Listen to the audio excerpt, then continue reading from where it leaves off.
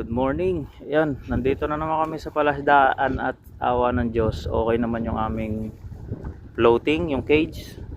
Intact naman lahat ng itong kubo medyo nawala pero naayos namin. Pero yung kapitbahay namin doon, wasak yung kanyang cage. Ayan, naghiwa-hiwalay na yung kawayan.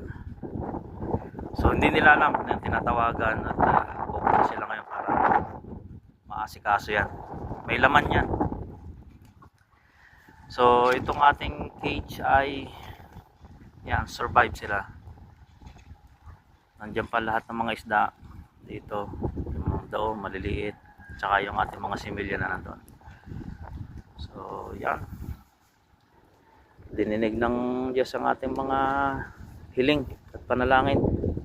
Ayos. So wala na yung bagyo, malakas na hangin na lang natitira ngayon.